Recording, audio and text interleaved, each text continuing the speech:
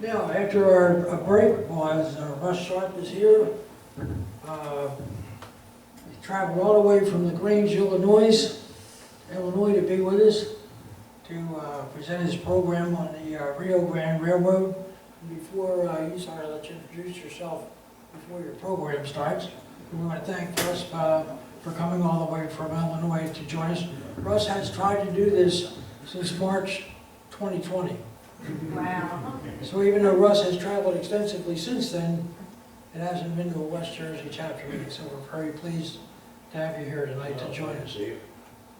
So I'll let you introduce yourself and we're going to have a break before our program. Do it now? No, okay, you go ahead. Now or later? No, go ahead. Oh. Just do a brief, Well, I'm wearing the Standard Railroad of the World Cap, PRR, because I grew up in Medford, New Jersey at the end of Cumbres Branch from Mount Holly. And my dad grew up in Medford, and he would take the Pensy school train in high school. My dad took the Pensy school train to Mount Holly and had come back and then worked probably till 11 p.m. as hostler on the D16 locomotives that laid over at Medford. And then in his younger years, after high school, he was a hostler at the Camden Engine Terminal. And my favorite grandfather was originally Pensy, then PRSL passenger train conductor, running between Philly, Camden, Atlantic City, Ocean City, Wildwood, Cape May. And then when I went to Drexel University, I was on the work-study program, and all my work sessions were with the Pensy. They paid every cent of my tuition. Wearing the PRSL shirt because when I was growing up in Medford, my dad would take me to Haddonfield to watch trains on the PRSL. Winslow Junction, we would take a day trip to Atlantic City, drop my mom off on the boardwalk, go right down to Atlantic City Station, watch the B6 switching the passenger trains, watch the K4s at the engine terminal, smell the coal smoke.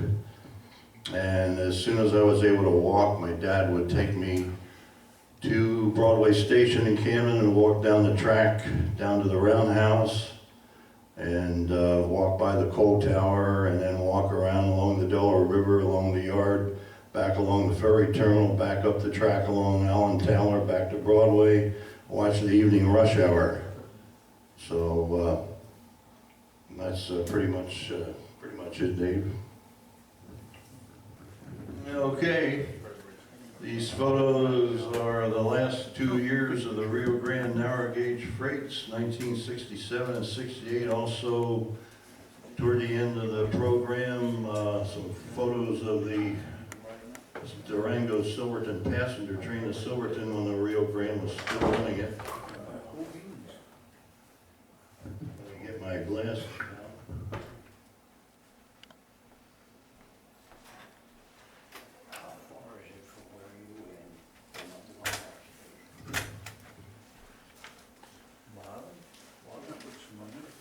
So the Rio Grande narrow gauge started at Alamosa, and then from Alamosa about 30 miles down to Antonito was dual gauge, and standard gauge freights handled the shippers between Alamosa and Antonito, and then the narrow gauge, the San Juan extension, turned west about 70 miles to Chama, over Cumbres Pass, about 10,020 feet above sea level, and went on another 100 miles from Chama to Durango, and then Durango to Silverton. By the time I was there in 67 and 68, it was just the Silverton passenger train, and then about 50 miles down to Farmington, New Mexico. Now I'm going to read my cheat sheet notes, give you a little background on the narrow gauge. Could we have the lights on now?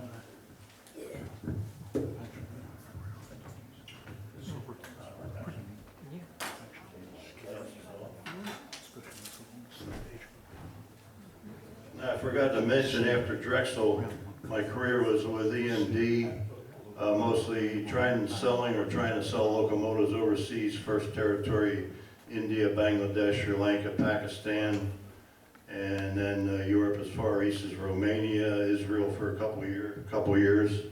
A quick trip to South Africa for a 15-minute meeting with a steel mill in Pretoria that wanted to buy one SW1001 switcher locomotive. And then a couple years I covered Venezuela, Colombia, Ecuador, and Peru.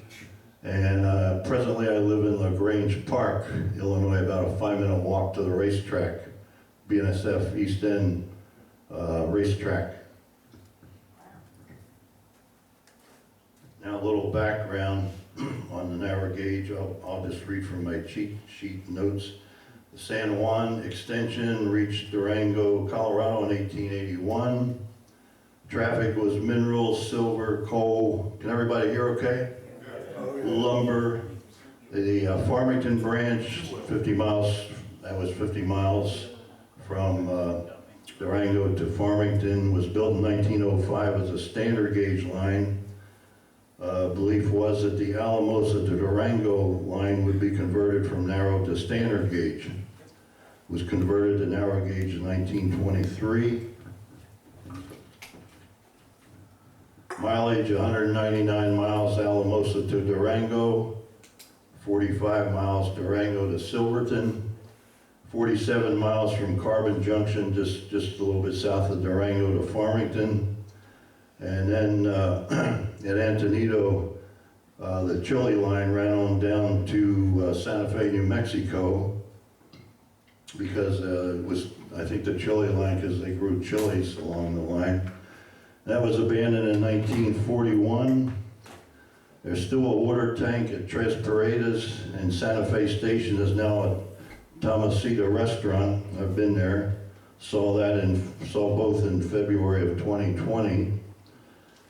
San Juan Express passenger train was the passenger train between Alamosa and Durango. That came off in 1951. By 1950, the Rio Grande management came to regard the narrow gauge as an albatross. Only a few years later, the Silverton passenger train between Durango and Silverton became a major tourist attraction, so in 1955, the Interstate Commerce Commission said no to discontinuance. It was the pipe traffic to the Farmington area that kept the line busy with Save the Line until 1968, kept the line busy with pipe, plus drill mud, and well fittings and other equipment for the San Juan Basin oil and gas fields.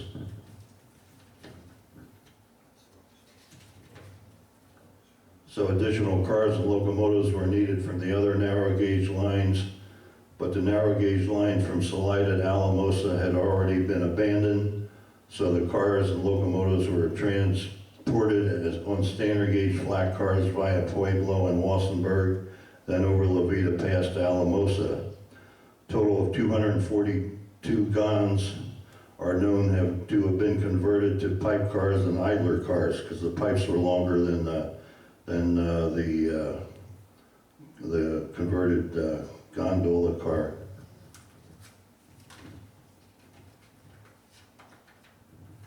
In the 1950s, typically 2 to 3 trains ran per week, but there could be as many as 9 70-car trains in a single week.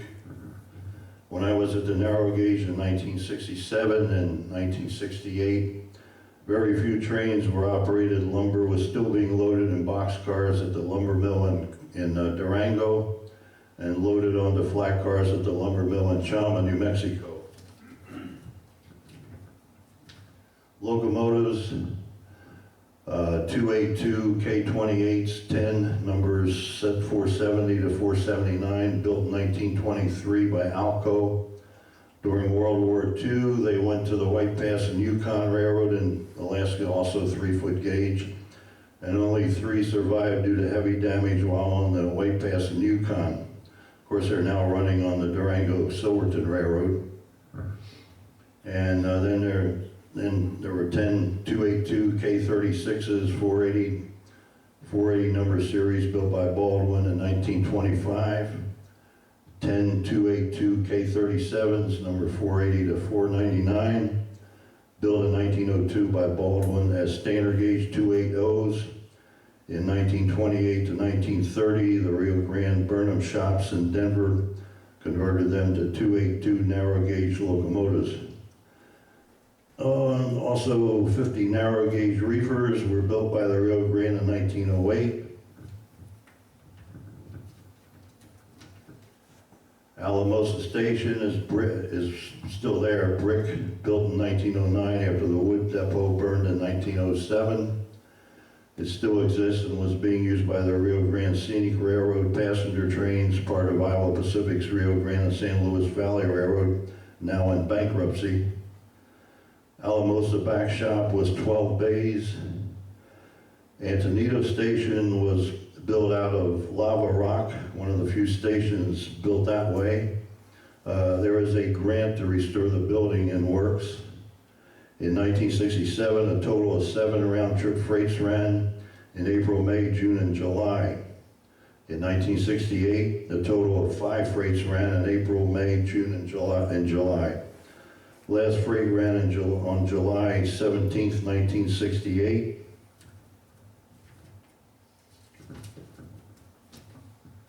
This last freight had 40 cars east from Carbon Junction, Durango, including 12 boxcars of lumber from the Durango lumber mill. Due to weeds on the track, only the 12 boxcars of lumber made it all the way to Chama. The weeds made for slippery rails, no Super Series on the steam locomotives. And per the Denver and Rio Grande narrow gauge expert historian Ernie Robart, who I was fortunate enough to have contact with, he said I chased the longest freight of 1967, 70 cars. 1967 and 1968 operations, when a freight ran, it meant 3 days of operations. Day 1, Alamosa to Chama, Durango to Chama. Day 2, typically 2 Cumbres turns, Chama to Cumbres and back to Chama. It's Chama to Cumbres. Cumbres Pass is a 4% grade with the summit at Cumbres at 10,015 feet above sea level. Chama to Durango, day 3. You had the crew going back from Chama back to Alamosa, and then a round trip Durango, Farmington, Durango.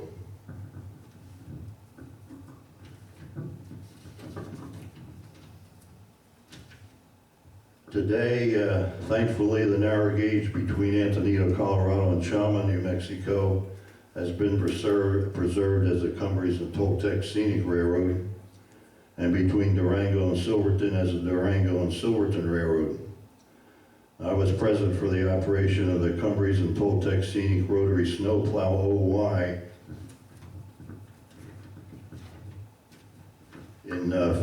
on February 29th and March 1st of 2020. K36, 484, and 487 pushed the OY both days.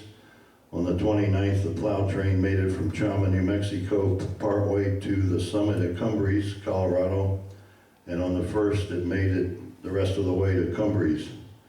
Mud Hen K27, number 463, was under steam at Chama as a protect engine for the OY trips.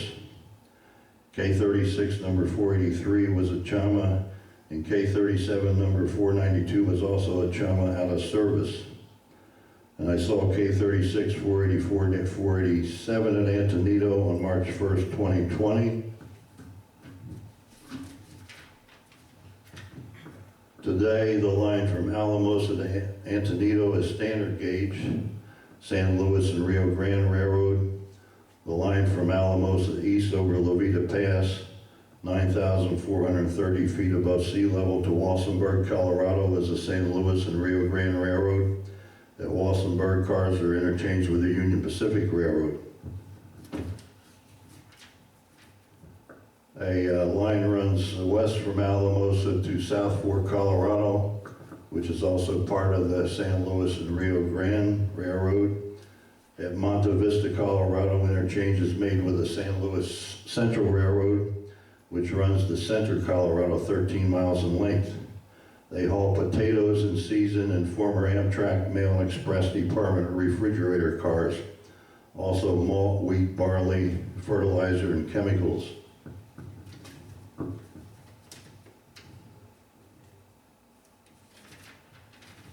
And in July of 2019, I spent a day on the San Luis Central riding in their EMD SW8 locomotive built in 1952. They also have a GE 70 tonner, which I call Brand X GE since I work for EMD. And the D&RGW was acquired by the Denver real estate tycoon Philip Anschultz in 1984. And in 1989, he acquired the Southern Pacific, which merged with the Union Pacific in 1996. The UP paid Anschultz $5.4 billion, and Anschultz bought this SP Rio Grande for $1 billion.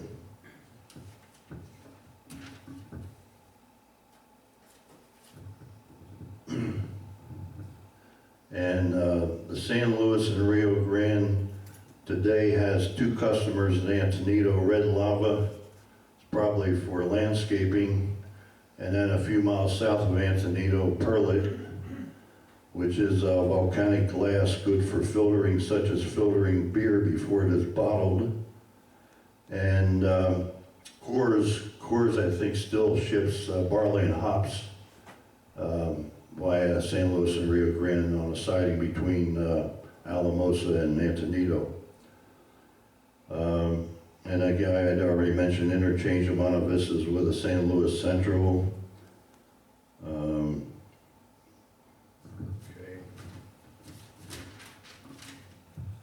And the branch of South Fork, I mentioned interchange at Monte Vista with the San Luis Central Railroad.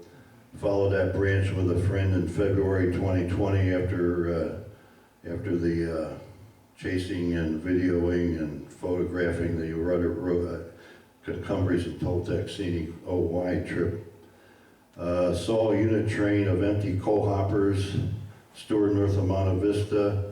Saw a single E-unit Iowa Pacific and Illinois Central livery with pulling 150 empty coal hoppers heading up the South Fork branch from Alamosa. Single E-unit, 150 empty coal hoppers. And they're in bankruptcy. That was Ed Ellis and the Iowa Pacific. It's being auctioned. My friend Ed Burkhart thinks Rail World that he owns can make a go of it. And he thinks they can make a go of it of the San Luis and Rio Grande. And I think the auction will be decided in October next month.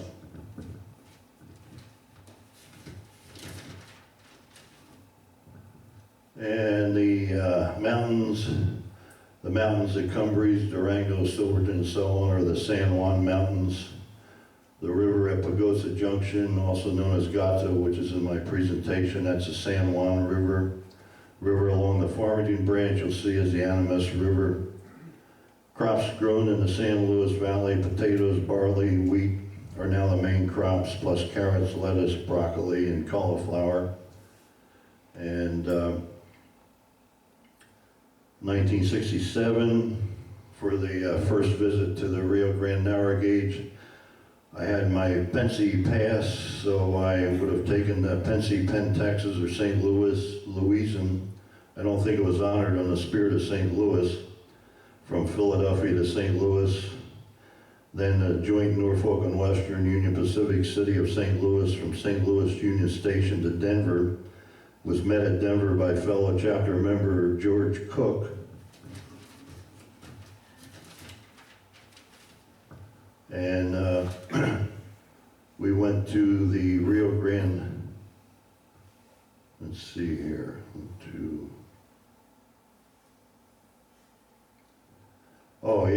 the reason I decided to go to the Rio Grande narrow gauge in '67 was because I watched trains at Haddonfield a lot where fellow member George Cook also hung out.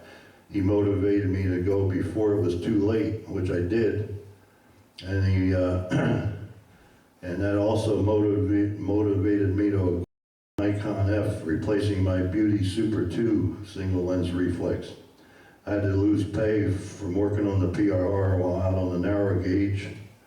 1968, fellow member Rich McGee and Paul Hoffer drove to the narrow gauge in Paul's Rambler. I likely used my PRR pass to ride a PRR Manhattan Limited or Admiral, Philly to Chicago, then probably the Denver Zephyr, Chicago to Denver, where I went on to the narrow gauge with fellow member George Cook. 1971, I went back to the narrow gauge with my friend from New Orleans, Mark Delastatius, right after the Cumbres and Toltec Scenic Railroad started up.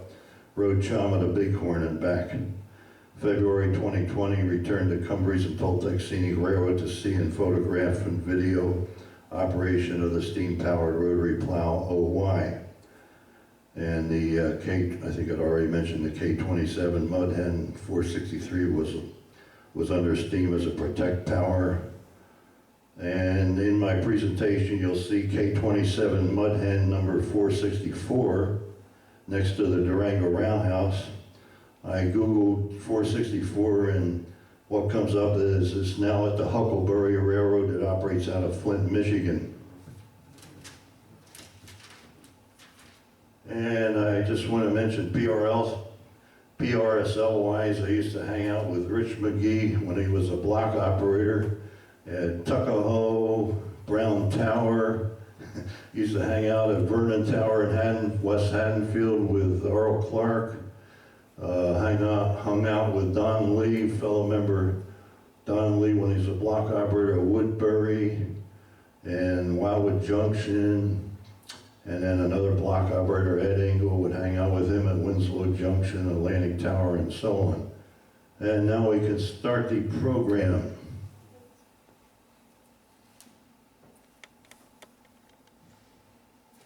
Let's get my glasses on here. Ready for lights, Russ? Yeah. Okay, Rich, take it away. Connection. And, okay, let me get back to this. Well, George Cook and I, we drove down in his VW from Denver. This is 1967. Got here to Alamosa. First thing I saw at Alamosa, sunset on the dual gauge rails. I immediately got narrow gauge fever. Still can't get rid of it. That's looking west at Alamosa with the San Juan Mountains in the distance, the dual gauge, which heads on in the distance, turns left and runs south 30 miles or so down to Antonito. Alamosa Station, still there. Part of the bankrupt San Luis and Rio Grande. They're not running passenger trains anymore. Another view of the Alamosa Station, brick. Still there, as I said. Some maintenance away equipment sitting there. These are a combination of photos taken in 1967 and 68. This is the east end of the yard at Alamosa. We're looking toward Wassenberg and Levita Pass. And the, wait a minute.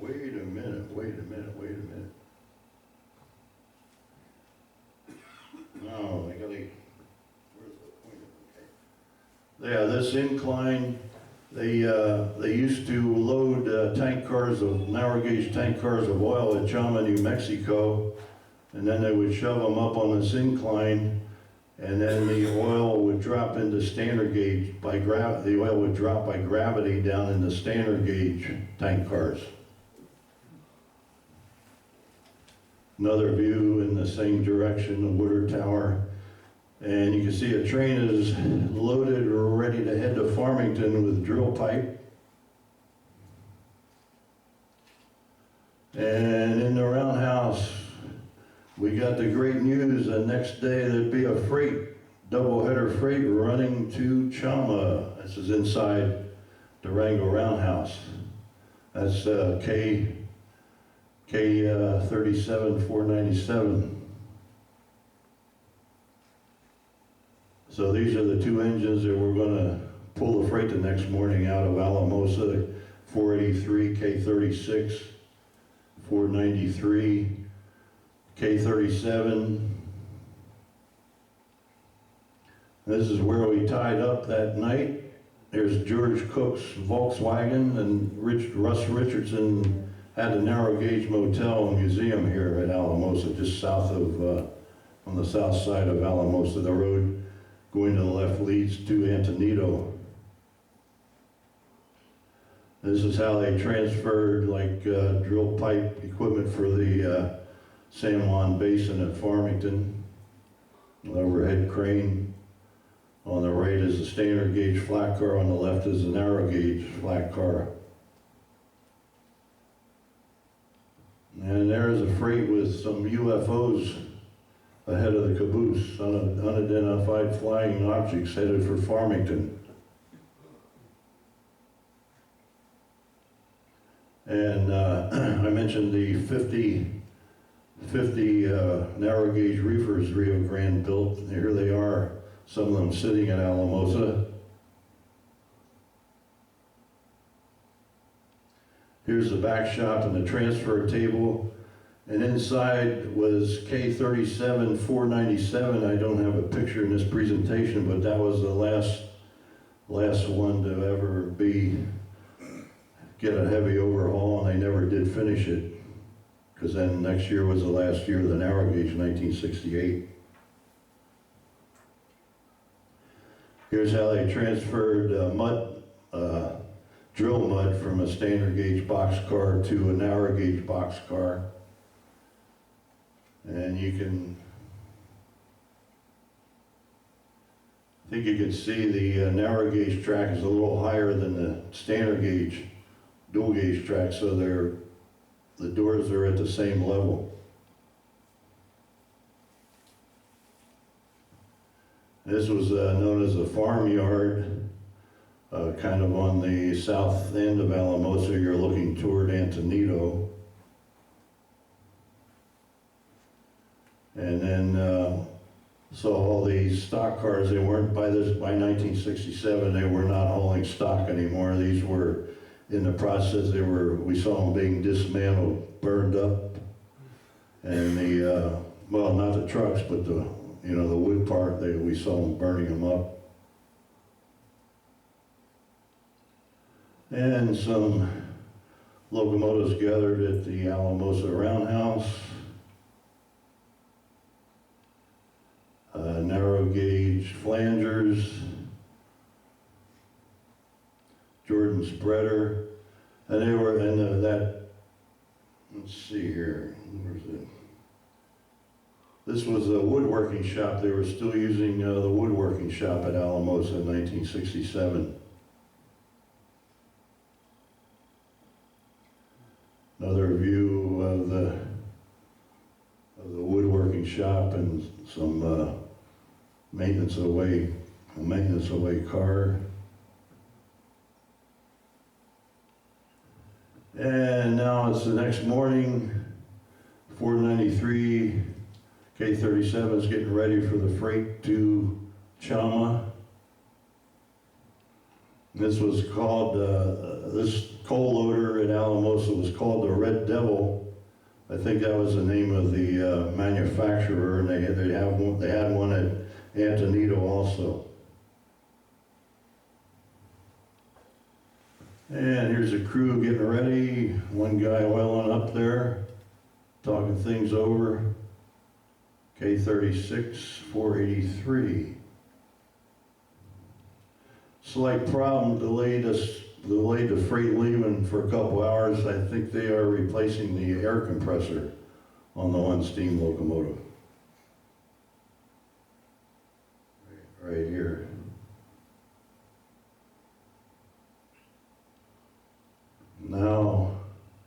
Now he's, the 483 is heading out to get onto the freight at Alamosa. And there goes the double header heading down. And they'll get on this freight over here with the drill pipes. And that's a standard gauge Rio Grande caboose.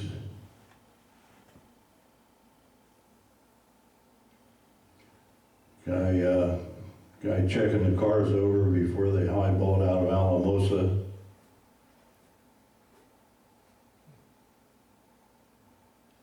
Now he's charging down the dual gauge trackage from Alamosa to Antonito, Colorado. Standard gauge reefer on the siding. Probably at that time they were loading some of the vegetables grown there in the San Luis Valley. You can see the logos, Norfolk and Western and Missouri Pacific, fallen flags. American Refrigerator Transit Company. Won't see that anymore, and no graffiti. Another shot coming down the dual gauge to Antonito.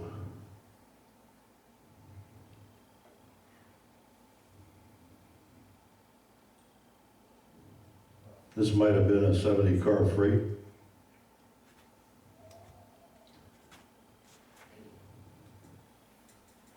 You can see the drill pipes were longer than the guns, so that's why they had the idler flat cars.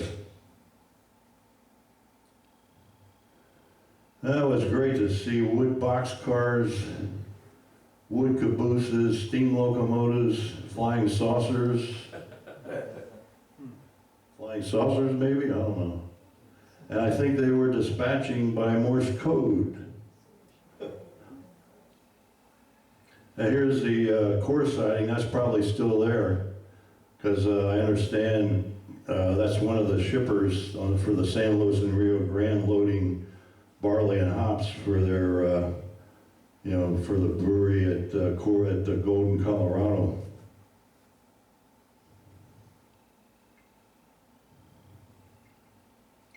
And now we're at La Jara, partway to Antonito, stopping here to take water. La Jara, Colorado. There's the first locomotive taking water.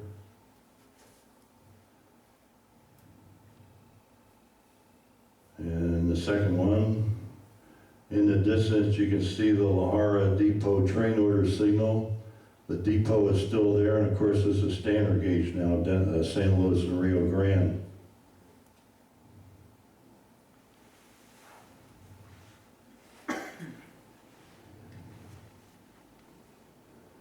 Here's a view at Antonito. The line going straight still is there, a standard gauge going down to the Perlit plant. And then going to the right becomes narrow gauge only, heading west 70 miles or so to Chama, New Mexico.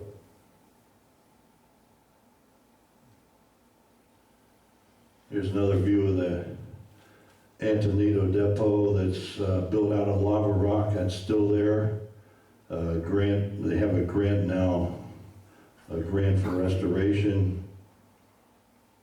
And this area over here is really occupied now by Cumbres and Toltec Scenic Railroad with a shop and a passenger station and so on.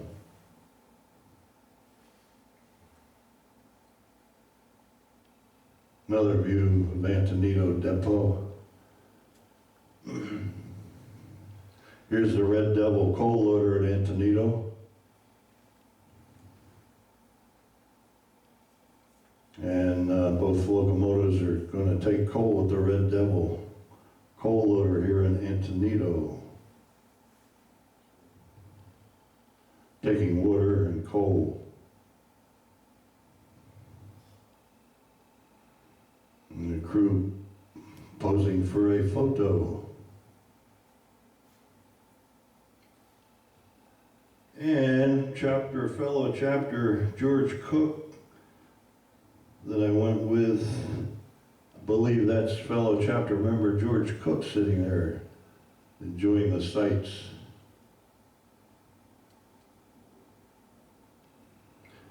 Now he's highballing west out of Antonito, heading for the San Juan Mountains, Cumbres Pass, Chama, New Mexico.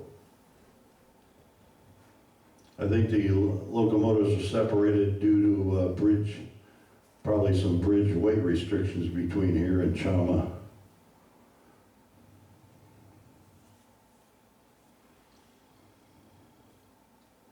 The sign says end of standard gauge.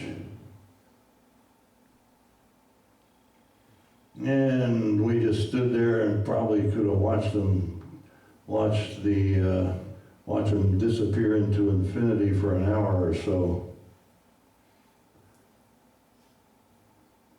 Just surrounded by the terrain. Next stop, Sublet, on the way to Chama. All these buildings are still here. This is part of Cumbres and Toltec Scenic Railroad. Here he comes into Sublet.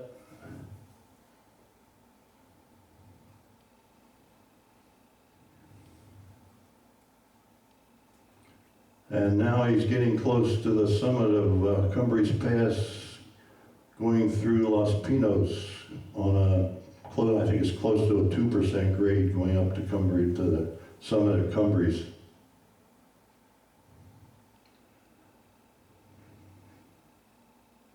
And there's a water tank at Los Pinos that's still there, and this is still part of Cumbres and Toltec Scenic.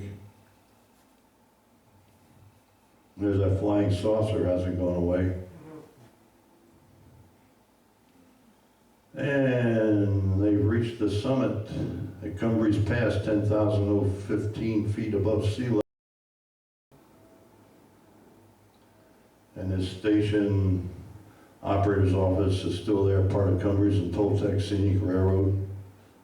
Most of the snow sheds are gone now. You can see the beginning of the 4% downgrade to Chama. He's right at this very summit of Cumbres Pass.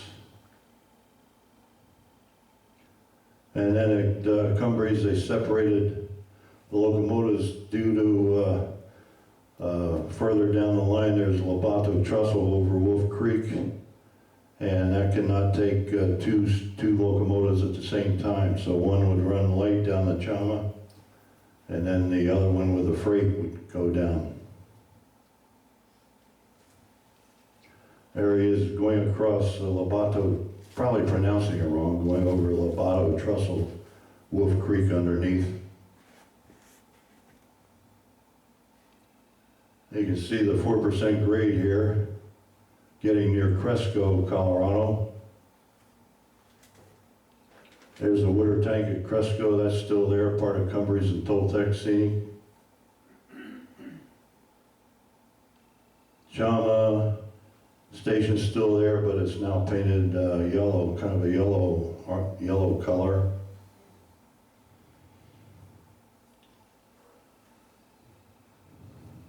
Looks like I got one slide on top of another here, sorry, but that's the water tank at Chama, looking east toward Cumbres. Coaling tower, that's still there, part of Cumbres and Toltec Scenic.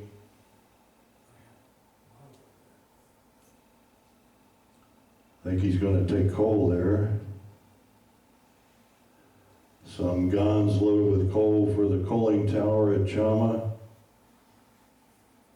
Nice wooden cars also. This looks like maybe an ash pit or inspection pit at Chama. And then we suddenly had four live steam locomotives in Chama that night. Two came in on the freight from Durango and the two from Alamosa. Took some time exposures. Inside the shed, that's still there, part of Cumbres and Toltec Scenic.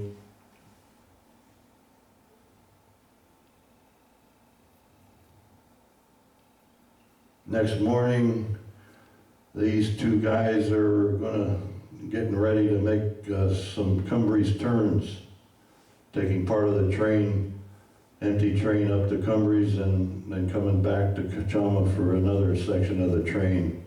They've just been turned on the Y. The Y track is here. And here's the lumber mill. At this time was still shipping lumber out of here on flat cars, narrow gauge flat cars. You don't see this anymore. I think this is the guy that's going to go west to Durango, because he's facing, there you're looking at in the west in the direction of Durango, Colorado. Here's the guys that are going to make the Cumbres turn. Some more photos.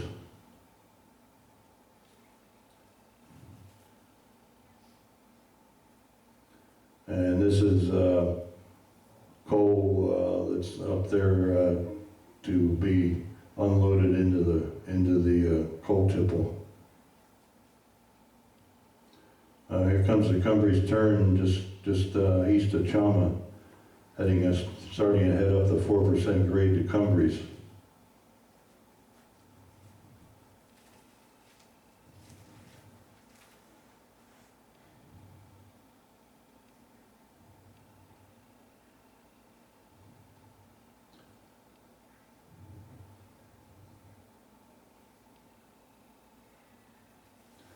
Just some more views heading up to Windy Point and Cumbres.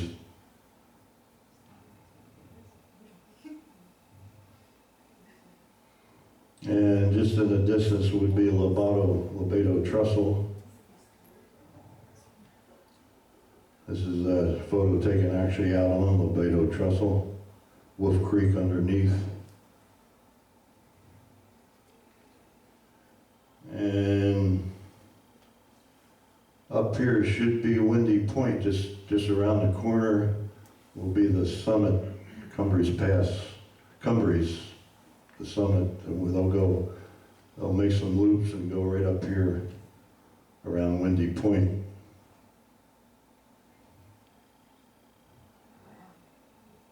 And there he is going around Windy Point, just around the curve is Cumbres.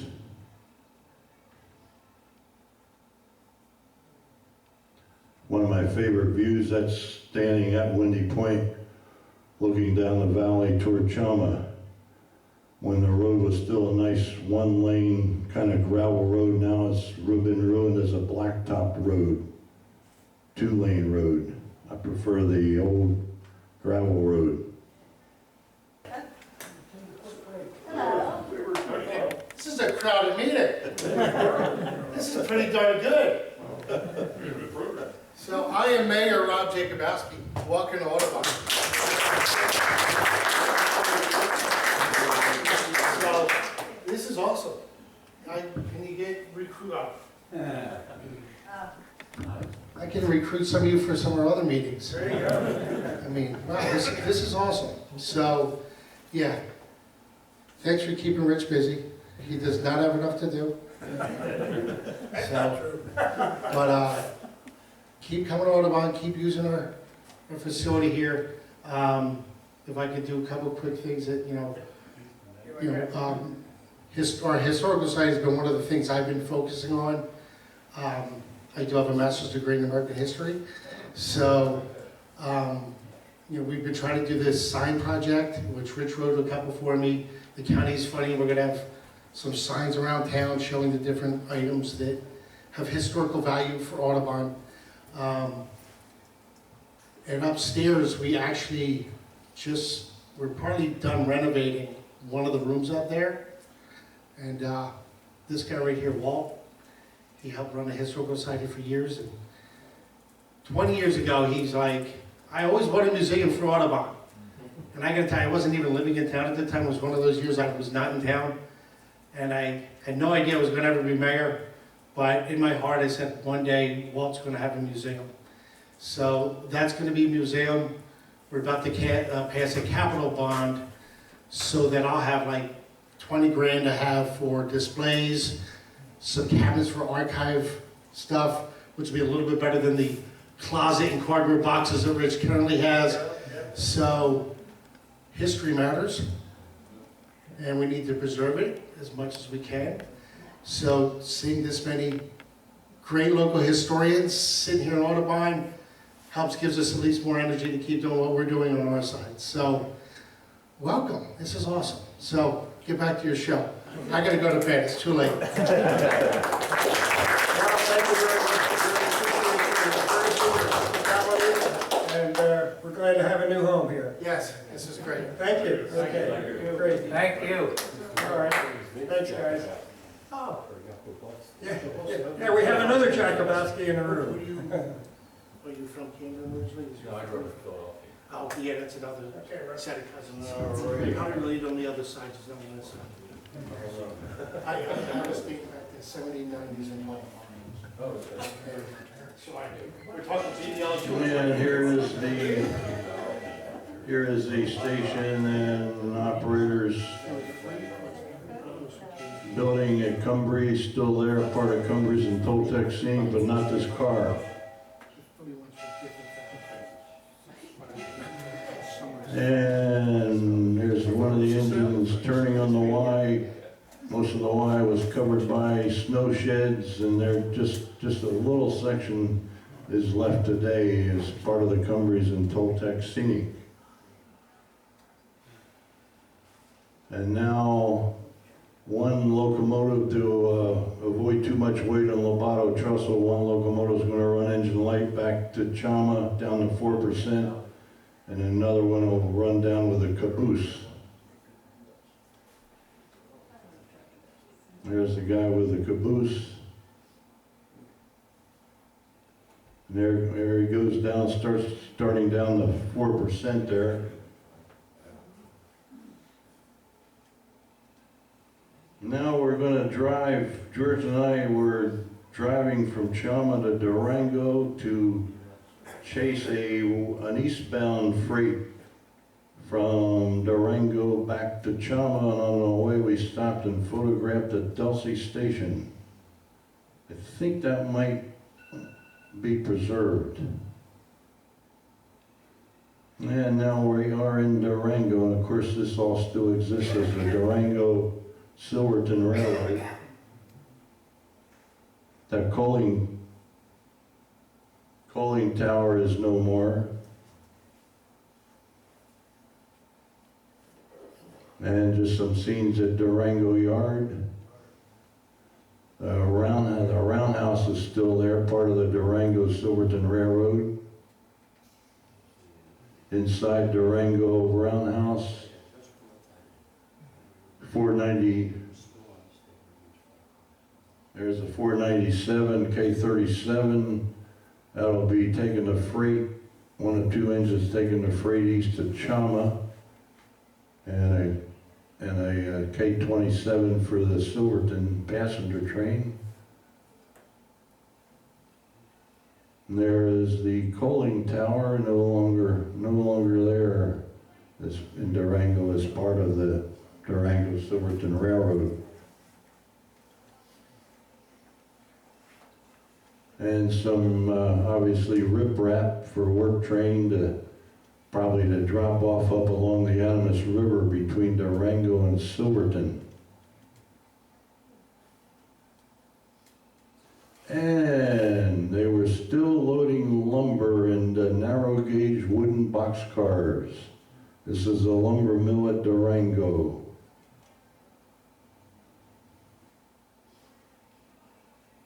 Now the crew going to Chama, they're doing some switching of their freight before they highballed out of Durango to east of Chama.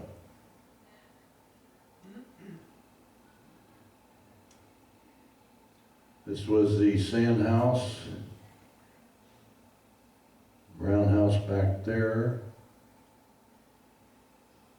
So these two guys are getting ready to get on their freight and highball.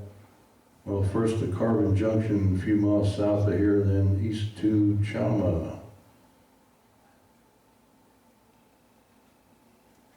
Human interest there, can't miss the red shirt. It's a K27 Silver for the Silverton passenger train. Again, the sand house over here. and K36 on the turntable at Durango.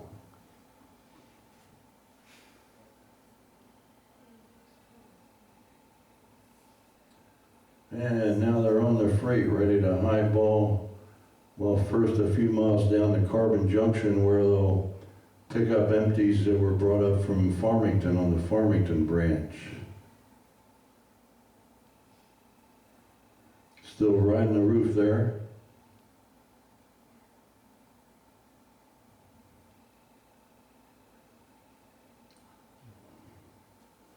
Another UFO of some kind here. It's a dredge. It's a river dredge. Oh, is it? Okay. Maybe for the Animas River then.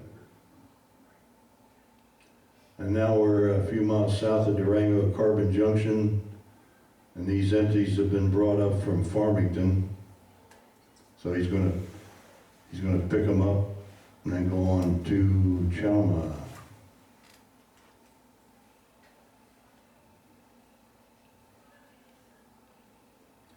And the Carbon Junction sign was still there.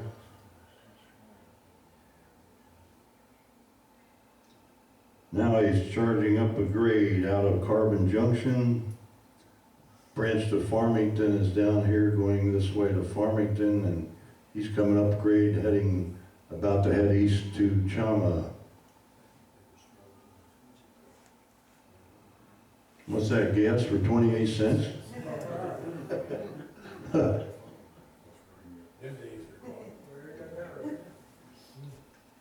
These will be some views along the way to Chama from Durango.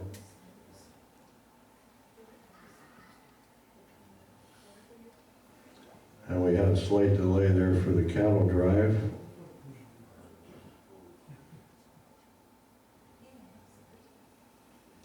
Oxford, that's east of Durango and Carbon Junction. There were still some wooden stock cars sitting there, but they were definitely not hauling stock in '67 and 1968.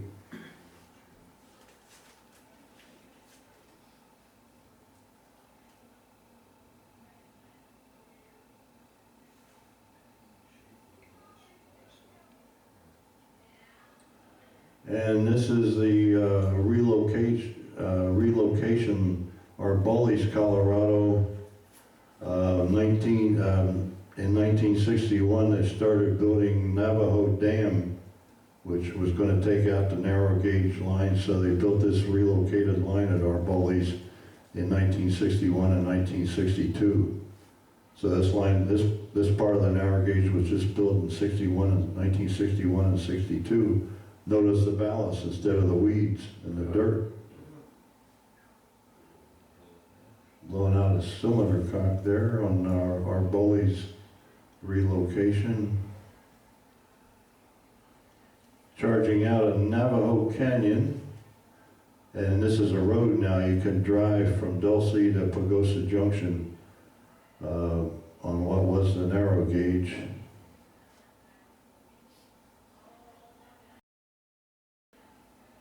Still coming out of Navajo Canyon. And then they always stop here on probably a 3 or 4% grade at Monero Canyon to take on coal. You can see the grade. So he was really slipping his drivers trying to get out of here, out of Monero.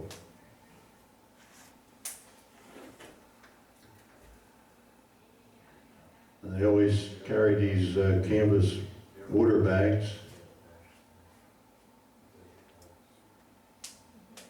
And here he is, probably slipping his drivers like mad, trying to get started on the grade out of Monero, departing Monero.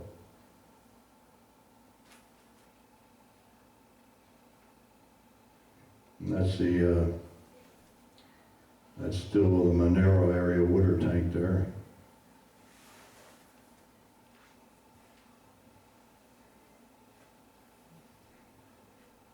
Coming past Dulce, New Mexico Station.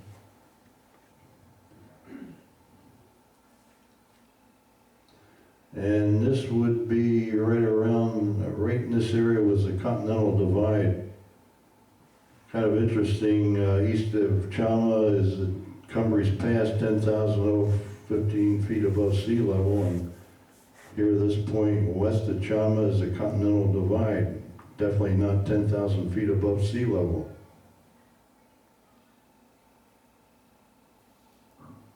I just fell in love with the narrow gauge track. I liked it better than today's Cumbres and Toltec with ballast. This was more down to earth, you might say. Coming through Lumberton, New Mexico, past a Conoco gas station. Yeah, here's a place I loved. Pagosa Junction, also known as Gato, G-A-T-O. Once upon a time, a branch went north to Pagosa Springs. This was the old general store. When I was here in February of 2020, after the chasing the Rotary OY, this was just a pile of wood. I mean, it was completely down. The trestle's still there. The track on the trestle's still there.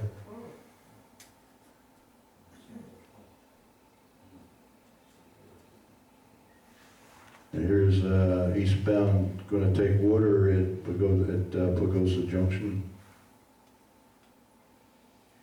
Part of the siding is still there, and one narrow gauge gondola is still here. Water tank, you could maybe see the foundation now, and that's about it.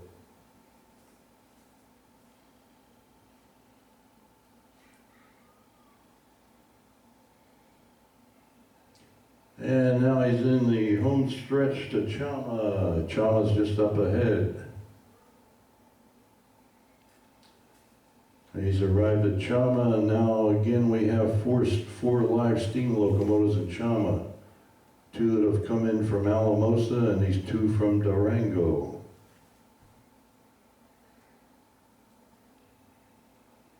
Now we're going to chase a westbound from Chama to Durango. He's just departing Chama, headed west.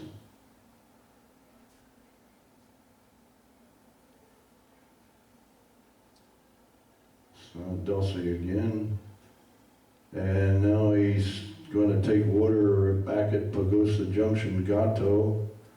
And now we're going to see a different train here on a different date. This train, this westbound out of Chama, had one K36 or K37, and here comes, to our delight, a engine normally used on the Silverton passenger train, running engine light from Durango here to Pagosa Junction, and he's going to assist the K36 or K37 west from here to Durango. He's going to turn on the Y here. There's that trestle again at Pagosa Junction. He's turning on the Y now.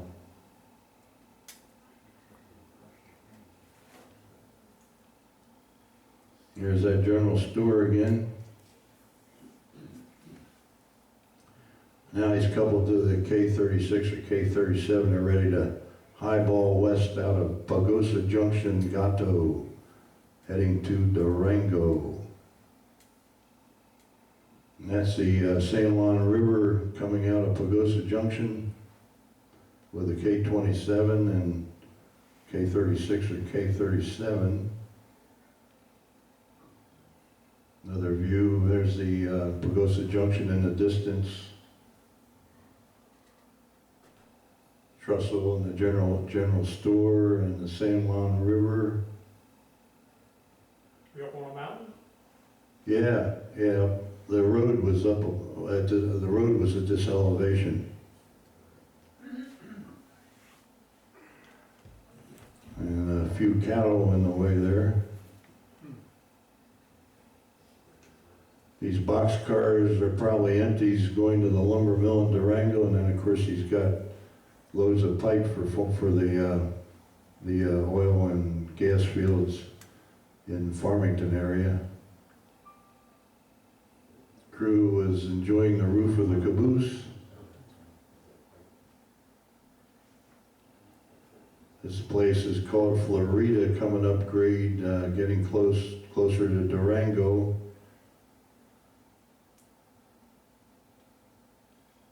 Water tank at Florida. Looking west at the San Juan Mountains, Durango's in the distance. And then the K-27 cut off probably so that crew could get home to Durango earlier than the rest of the other engine in the freight. It's running engine light now. And here comes the, what is that? That's a, looks like a K-37 in the freight. I love this view looking west, a place called Allison, Colorado, not too far east of Durango. I just love the earthiness of the track. No ballast.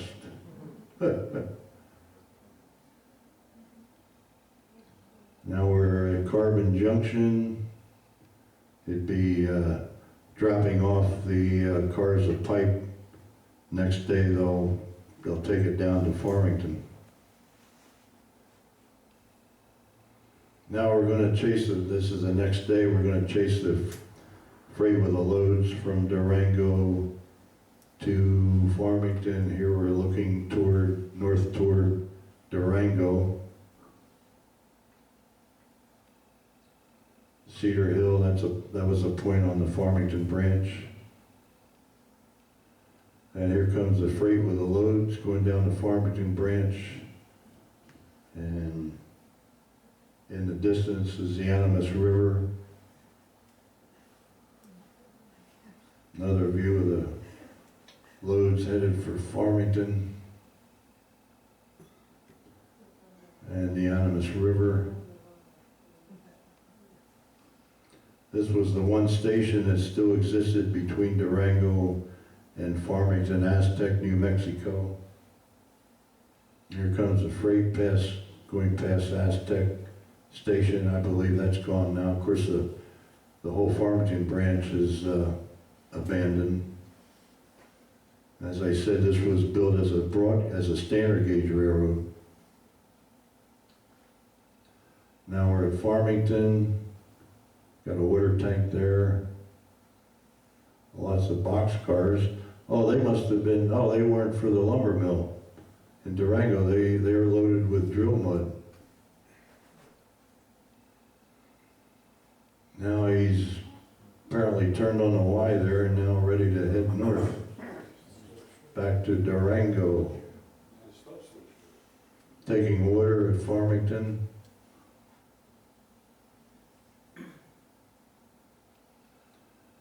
Going north about to pass Aztec, New Mexico Station. K-37 number 498.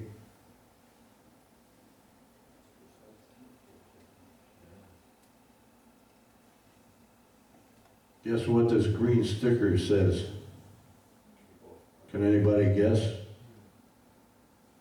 No? Said save the narrow gauge.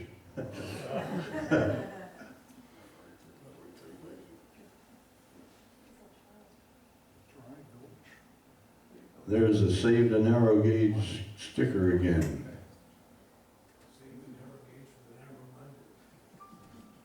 Crossing the Alamosa River. Blown out cylinder cocks, water tank, Alamosa River. And now he's getting close to Durango, still on the Farmington branch with the empties.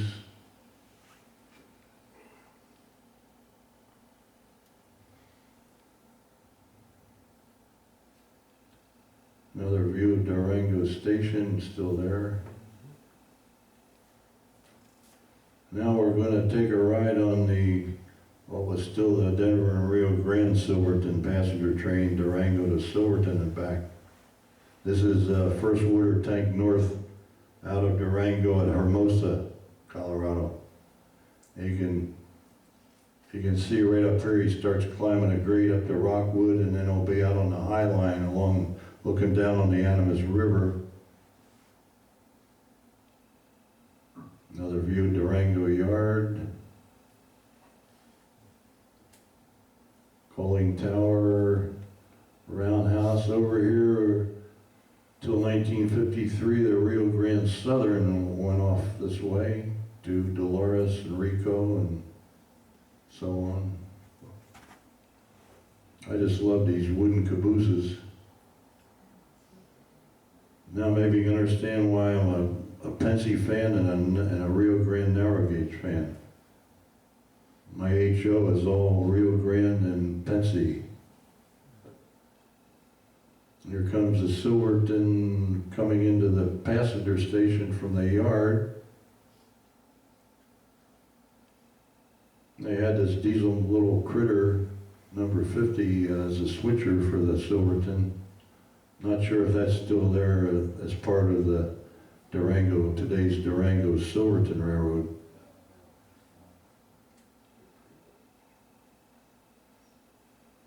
I think they use this for baggage on the Silverton passenger train. K27 on the turntable, Durango. It's like a little car shop here.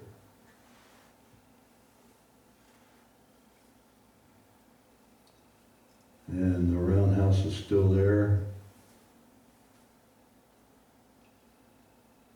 K37 in the roundhouse at Durango. K37 on the left. K36 on the right. Inside the roundhouse. And here's a K27 mud hen. This is the one that I mentioned I Googled, and what comes up is it's now on the Huckleberry Railroad running out of Flint, Michigan. That was sitting right next to the Durango Roundhouse. Here's a critter at work again. And they had three kind of private cars I think you could charter. This is one of them. Here's the other two, Cinco Animas. Cinco Animas, I think this was named a Nomad maybe.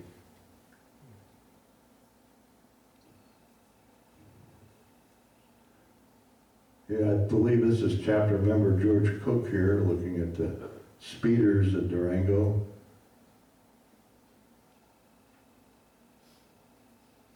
Now we're riding the Silverton, passing Hermosa water tank, not too far north of Durango. Climbing up to Rockwood and High Line, high above the Animas River. Now we're past the High Line and we're crossing over the Animas River. This is not a flag stop. I call this a C stop for campers rather than an F stop.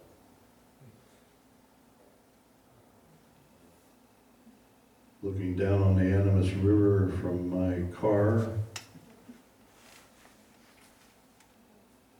Several water tanks along the way.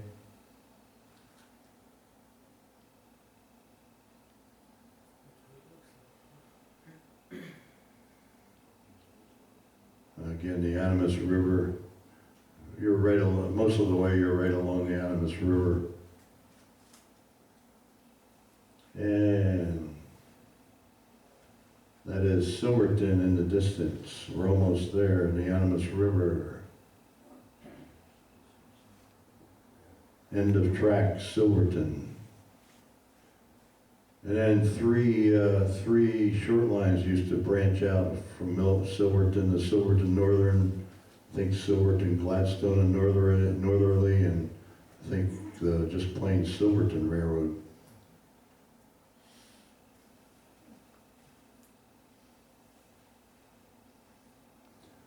Lots of speeders, going ahead of the train, behind the train, looking for fires and rock slides and washouts and you name it.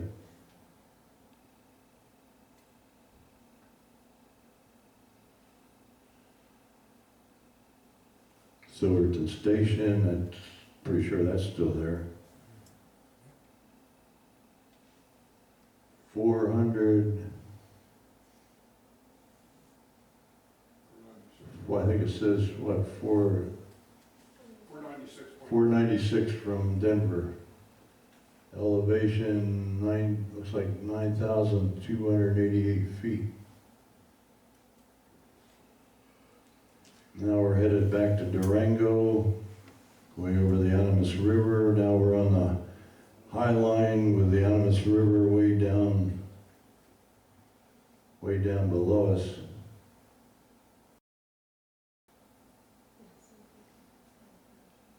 Oops.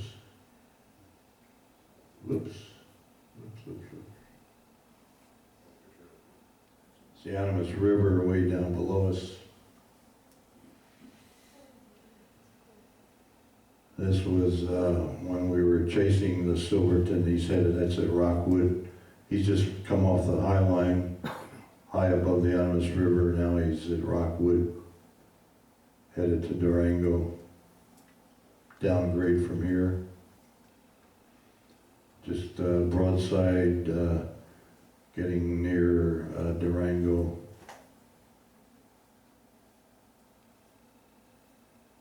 Ready to come by Hermosa Water Tank. And that's a Silverton bound train heading from Durango to Silverton. Just came by Hermosa Water Tank, starting up the grade to Rockwood and the High Line above the Animas River. This is right at Rockwood, just before he goes out on the High Line.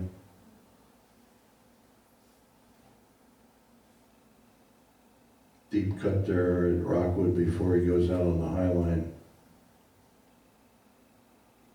And then we parked the VW somewhere on the road to Silverton and hiked in a mile or two and took some photos here.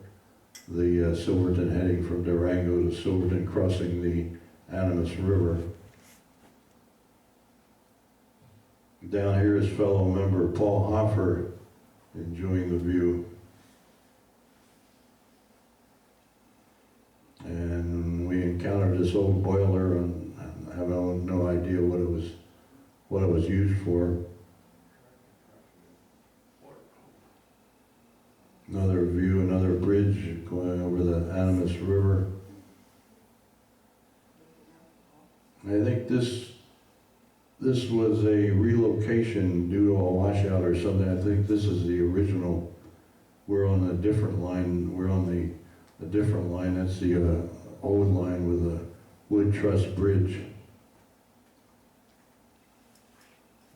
Here's one crossing the Animas, just coming into Durango. Another view of Durango. And then we did a little following out along the Rio Grande Southern. This is looking down the roadbed of the Rio Grande Southern west of Durango. And the Galloping Goose, I think, at Rico or Dolores, Colorado.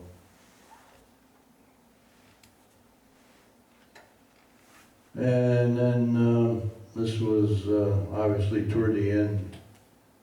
I think this, well, it's obviously toward the end of the narrow gauge freight operations. Alamosa, somebody, stock car being preserved, going somewhere loaded on a flat car. It looks like a standard gauge flat car, narrow gauge stock car, heading east, ready to head east out of Alamosa to some preservation operation, I guess. This would have been 1971 when my buddy Mark Delestatius and I returned just right after the Cumbres and Toltec Scenic started operation. This is in Antonito, one of the steam-powered rotary snow plows. And then Mark and I rode the Cumbres and Toltec from Chama to this point, Bighorn, pretty far east of Cumbres Pass. And then this was Lebedo Trussels just in the distance, and this water tank was built for a movie that was filmed here. I've got it in my note. I don't have my notes. I can tell you later if you want which movie.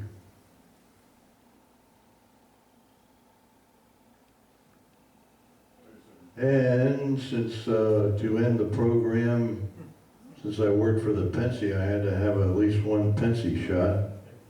This is a Grand and Great #1 electric locomotive, GG1, at the Greenwich Yard, South Philly, on an Army-Navy game train. Metroliner at the Morrisville shop. And when I worked for the Pensy, one of my work sessions was string lining, working with two others, Mark Delastatius and another guy, string lining all the curves between Princeton Junction and Baltimore and near Washington, D.C., getting ready for the high-speed operation of these problematic Metroliners. And since my last work session was with the dreaded Penn Central, thought I'd get a New York Central shot in at Buffalo. I would have used my Pensy pass to take this cab ride in the E unit from New York City to Buffalo. New York Central FA. And to end the program, you got to have a rear end car. I think this was a former New York Central observation car on the Chihuahua Pacific. In the early 70s, my buddy Mark Delastatius and I, we took a circle trip all through Mexico, including over the Chihuahua Pacific. That's the end, folks.